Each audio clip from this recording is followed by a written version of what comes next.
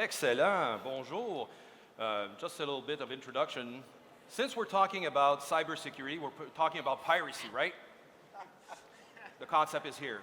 And it's Halloween down the month, so that's why I just dressed up accordingly, just to make everybody at ease, you know?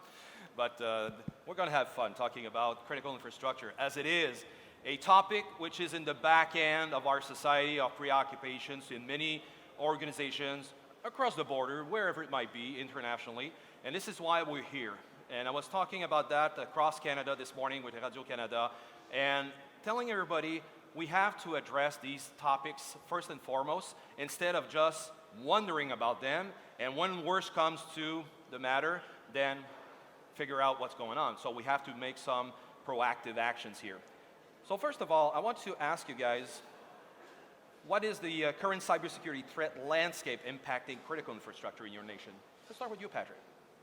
Sure. Well, first of all, thank you very much. Everyone can hear me?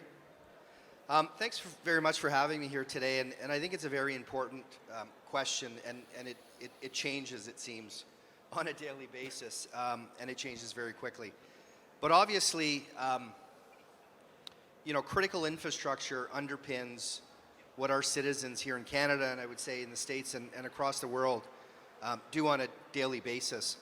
So when there are interruptions, obviously, they could be far-reaching, and the impacts could be quite significant. So I think in terms of context, that makes it as a very attractive target for cyber criminals. Definitely. And they're definitely taking advantage of that. So we've seen in Canada, and I know elsewhere as well, a dramatic growth in ransomware attempts. You know, just one example, and there's many. I mean, these happen every week, it seems. But one that I'll point out, which was public, was you know, the Newfoundland and Labrador healthcare system that was really paralyzed a couple years back, to the point where medical professionals couldn't access you know, patient files. They didn't have access to internal communications to do their daily work, which directly impacted I think the lives of citizens. Yes. You know, many procedures had to be canceled or postponed. So, you know, this is something that we have to continue to focus on. I'm actually in Washington next week for a counter-ransomware initiative conference. We have over 30 countries who are signed on to this, looking at how internationally we could try and put a stop to, or at least slow down the growing trend of ransomware attacks that we're seeing. So that's, I think, a big one that I want to put out there. I think another one is state-sponsored cyber threat actors who are also targeting critical infrastructure, and that's growing exponentially as well, and we've seen it through our daily lives. And whether it's you know, for espionage purposes, whether it's to pre-position themselves in case of future hostilities, or really just to express a form of power projection and intimidation. There's a growing sense of state-sponsored cyber attacks, and that's, you know, nothing new to folks. You know, for example, you know, the Russian invasion of Ukraine has demonstrated that Russia is increasingly willing to use cyber activity against critical infrastructure as a foreign policy lever. Right? So states that were, or governments or countries that were supporting Ukrainian efforts, I think all saw a huge spike in state-sponsored cyber attacks. So I think that, you know, the growing reality of geostrategic, I guess, circumstances across the world, I think are having a direct impact on those state-sponsored cyber attacks. So maybe I'll just leave it at that for now. There's many other threats that of course we have to deal with, but those are two, I think, major threats that I wanted to bring to the table today. And you underline something that's very important, that nowadays in the battlefield, you have that fifth domain that's going to be currently exploited now in between the conflict of Israel and Palestine, and any conflict that will arise from there on, they will be exploited. Nicholas? Yeah, I agree with everything that Pat said, and I think the biggest takeaway that we have is that it's the full spectrum, right? I was with our Deputy Secretary of Health and Human Services yesterday talking about the impact of ransomware and criminals on hospitals, all the way up to the most advanced of our strategic competitors who are regularly trying to access critical infrastructure in the United States and around the world for their geopolitical reasons, be they espionage or prepositioning. So the concern is fundamentally that there is activity across the full spectrum of sophistication, and the impact in any one of those cases can be devastating, right? I was reminded yesterday with our Deputy Secretary talking about when it's a hospital, I mean, these are people's lives that are being impacted, right? At the end of the day, it is care that is not being delivered because of a cyber incident, and that speaks to the criticality. Like, we throw around in this domain, I think, a lot of the critical infrastructure, and we don't really think about what makes it critical. But when you kind of take it down to the level of a hospital and say we're impairing patient care, someone is not getting the health care that they need because of a cyber incident, that really gives you a sense of why this is such a priority for the White House.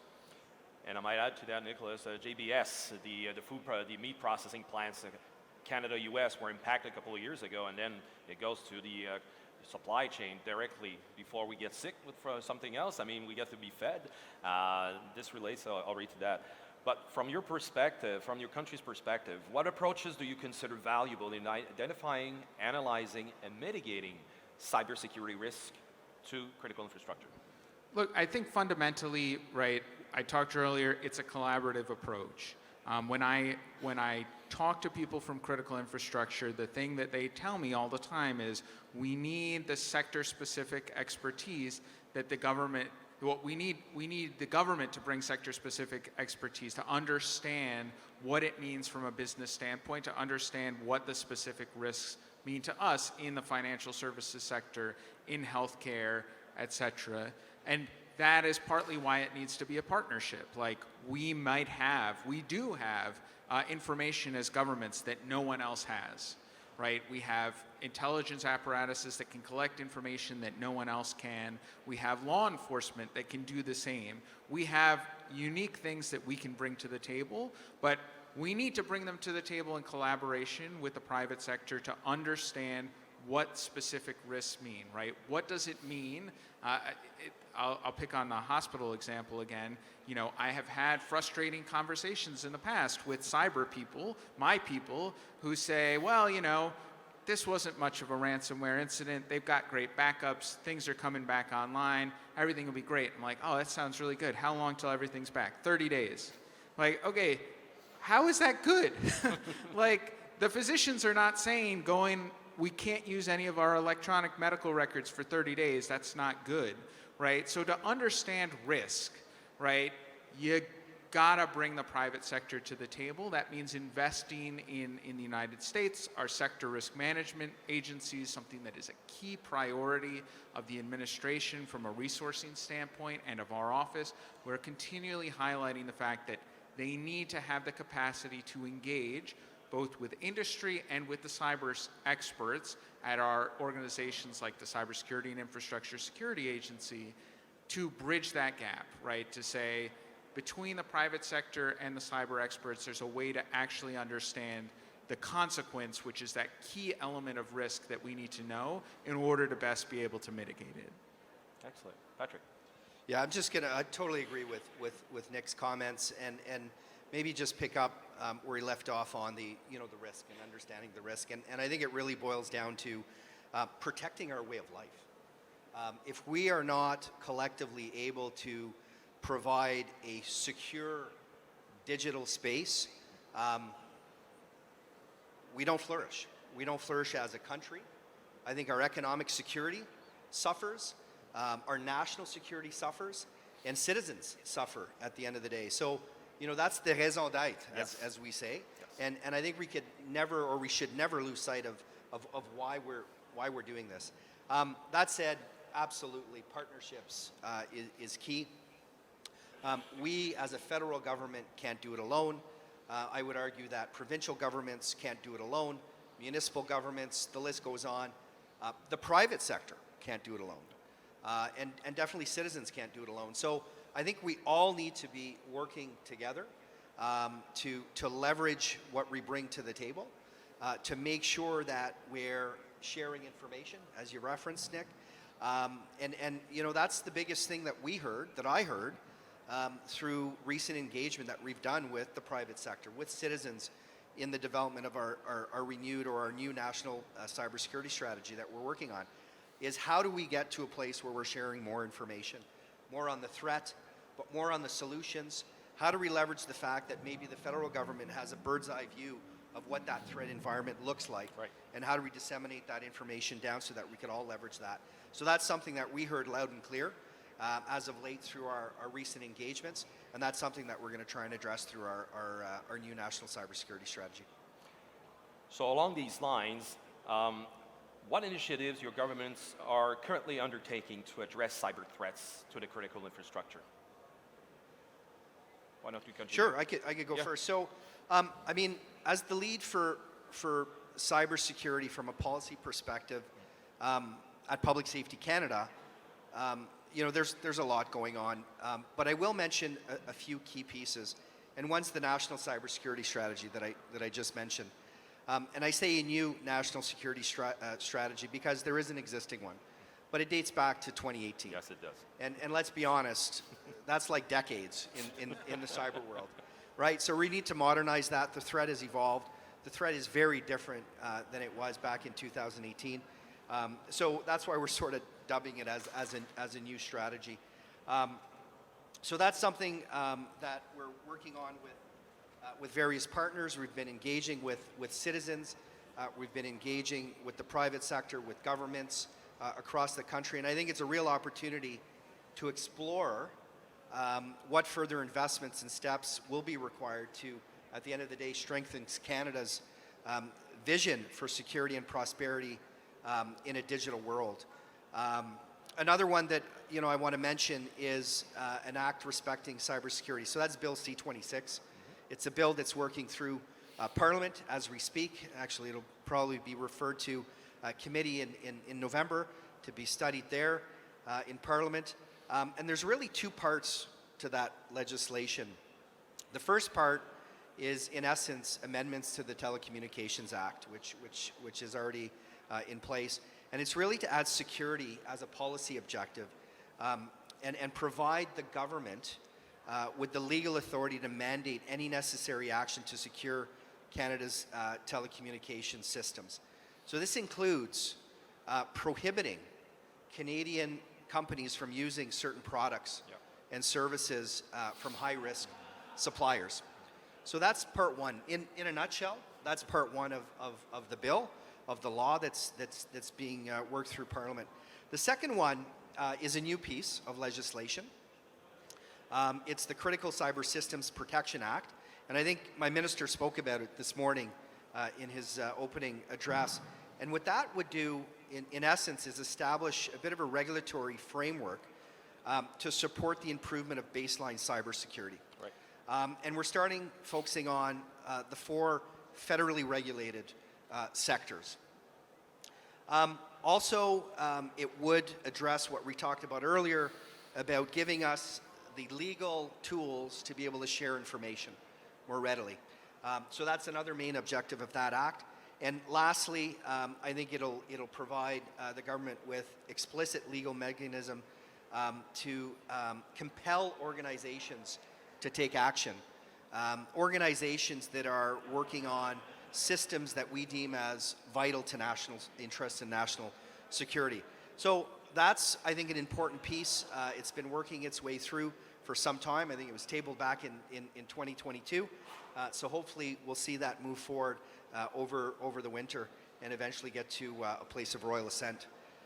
There's the CI strategy renewal, critical infrastructure strategy renewal. Again, I think this is a legacy strategy that dates back to 2009. So that'll be a strategy specifically focused on critical infrastructure.